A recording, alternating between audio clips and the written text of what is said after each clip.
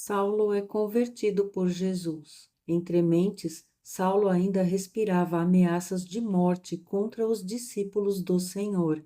Dirigindo-se ao sumo sacerdote, pediu-lhe cartas para as sinagogas de Damasco, de maneira que, eventualmente encontrando ali homens ou mulheres que pertencessem ao caminho, estivesse autorizado a conduzi-los presos a Jerusalém.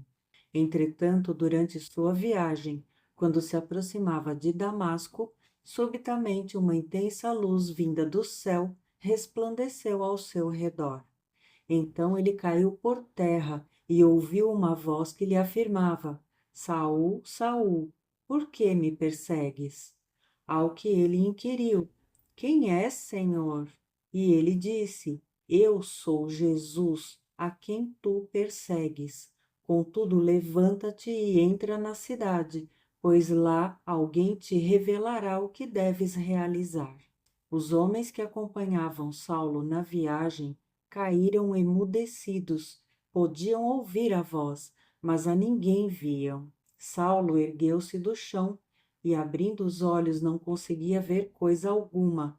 Então, guiado pela mão, foi conduzido até Damasco. Por 3 dias esteve cego, durante os quais não comeu, nem mesmo bebeu. O Senhor envia Ananias a Saulo. E havia em Damasco um discípulo chamado Ananias. O Senhor o chamou em uma visão. Ananias, diante do que prontamente respondeu: Eis-me aqui, Senhor. Então o Senhor lhe disse: Apronta-te e vai à rua que se chama Direita. Procura na casa de Judas por um homem de Tarso chamado Saulo. Eis que ele está em oração neste momento. E acaba de ter também uma visão, na qual um homem chamado Ananias se aproxima e lhe impõe as mãos para que volte a enxergar. Todavia, Ananias replicou: Senhor, tenho ouvido vários testemunhos sobre este homem, quantos males tem causado aos teus santos em Jerusalém. Ele chegou aqui com toda a autoridade dos chefes dos sacerdotes para prender todos que invocam o teu nome. Porém, o Senhor ordenou-lhe: Vai, pois ele é para mim um instrumento escolhido, a fim de levar o meu nome diante de gentios e seus reis e perante o povo de Israel. Revelarei a ele tudo quanto lhe será necessário sofrer por causa do meu nome.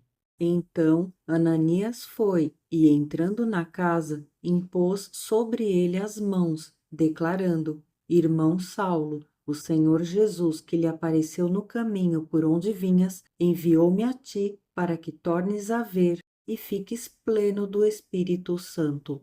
Imediatamente lhe caíram dos olhos algo parecido com umas escamas, e ele passou a ver de novo. Em seguida, levantando-se, foi batizado.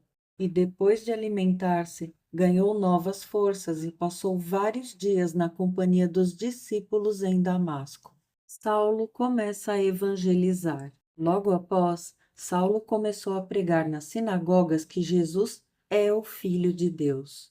Todos quantos o ouviam ficavam atônitos e indagavam: Ora, não é este o homem que em Jerusalém buscava destruir aqueles que invocavam o nome? E não é ele mesmo que tinha vindo aqui com a finalidade de detê-los e levá-los à presença dos principais sacerdotes? Apesar disso, Saulo se fortalecia cada vez mais e deixava perplexos os judeus que viviam em Damasco, ao comprovar que Jesus era mesmo o Messias. Então, havendo passado muito tempo, os judeus se reuniram e decidiram matá-lo. Entretanto, as informações sobre a cilada que estava sendo tramada chegou aos seus ouvidos. Dia e noite os judeus espreitavam as portas da cidade na expectativa de assassiná-lo. Porém, os discípulos de Saulo o conduziram na calada da noite e o ajudaram a descer dentro de um cesto através de uma fissura que havia na muralha da cidade. Barnabé fica ao lado de Saulo. Assim que chegou a Jerusalém, procurou reunir-se aos discípulos de lá, Contudo, todos estavam assustados e com medo dele, pois não conseguiam acreditar que Saulo fosse um verdadeiro discípulo. Mas Barnabé, tomando-o consigo, o levou aos apóstolos e lhes narrou como, no caminho, Saulo vira o Senhor que lhe falara e como em Damasco ele havia pregado em nome de Jesus com poder e coragem. E assim, Saulo permaneceu com eles e caminhava com liberdade em Jerusalém, proclamando com toda a ousadia o nome do Senhor. Pregava e argumentava com os judeus de fala grega, contudo, estes procuravam um meio para tirar-lhe a vida. Havendo, porém, essas informações chegado ao conhecimento dos irmãos, conduziram-no até Cesareia e o enviaram para Tarso. Assim, a igreja passava por um tempo de paz em toda a Judéia, Galiléia e Samaria, sendo edificada e vivendo no temor do Senhor. E por meio da coragem proporcionada pelo Espírito Santo, a igreja crescia dia a dia em número. Pedro ora por curas e prodígios. Aconteceu que, viajando Pedro por toda parte, chegou também aos santos que habitavam em Lida. Ali encontrou um homem paralítico que se chamava Enéas e que estava prostrado numa cama fazia 8 anos. Então Pedro lhe afirmou: Enéas, Jesus, o Cristo, cura a ti. Levanta-te e arruma a tua cama. E ele se levantou no mesmo instante. E viram-no todos os que moravam em Lida e Sarona, os quais se converteram ao Senhor. Entre mentes havia em Jope uma discípula chamada Tabita, que em grego significa Dorcas, que se dedicava ao ministério de boas obras e ajuda financeira aos pobres. E aconteceu que naqueles dias ela ficou muito doente e morreu. Seu corpo foi banhado e colocado em um quarto no andar superior da casa. Como a cidade de Lida ficava próxima de Jope, quando os discípulos ficaram sabendo que Pedro estava ali, logo enviaram-lhe 2 homens com o seguinte pedido: Não te demores em vir até nós. Então, levantando-se, Pedro partiu com eles. Assim que chegou, levaram-no ao aposento do andar de cima da casa.